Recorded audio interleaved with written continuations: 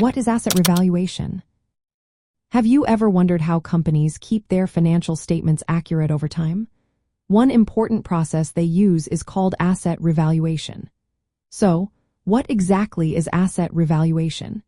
It is the accounting method of adjusting the book value of a company's fixed assets to reflect their current fair market value instead of their original purchase price. This adjustment is essential for providing a true picture of a company's financial health. In traditional accounting, assets are recorded at the cost they were acquired for and are depreciated over time. However, factors like market conditions or technological advancements can cause the actual value of these assets to change significantly. Asset revaluation helps address this issue by updating the values of assets to their current worth, which can be higher or lower than what was initially recorded. The purpose of asset revaluation is to give users of financial statements a realistic view of asset values. This improves comparability and aids in decision-making based on current market conditions. The process usually involves periodic assessments of assets, often requiring professional appraisals to determine their fair market value. Once this value is established, the carrying amount on the balance sheet is adjusted accordingly. When the value of an asset increases, the difference is credited to a revaluation surplus account within equity. On the other hand, if the value decreases, the loss is recognized in profit or loss unless it reverses a previous revaluation surplus for that same asset.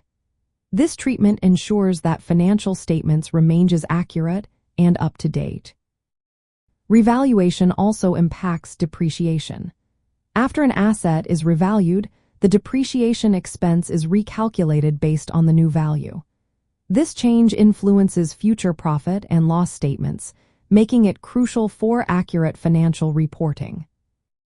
From a tax perspective, asset revaluation can lead to significant consequences. When an asset's value is revalued upward, a temporary difference occurs between the accounting value and its tax base, usually the original cost. This creates a deferred tax liability, which represents future tax payments when the asset is sold or depreciated for tax purposes.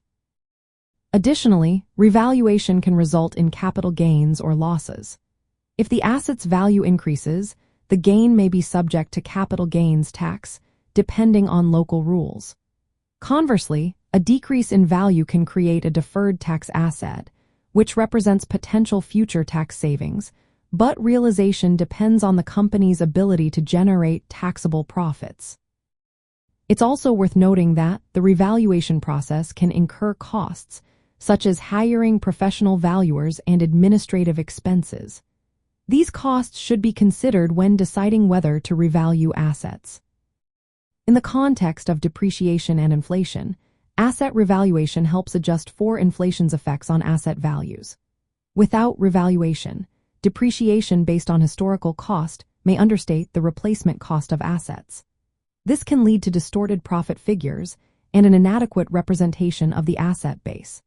By aligning asset values with current economic conditions, revaluation provides a more meaningful basis for depreciation and financial analysis. Asset revaluation is a key method in accounting for updating the carrying value of fixed assets to their current market value.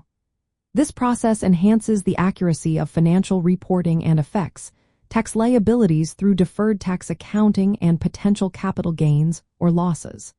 It also plays a role in adjusting for inflation's impact on asset values and depreciation calculations.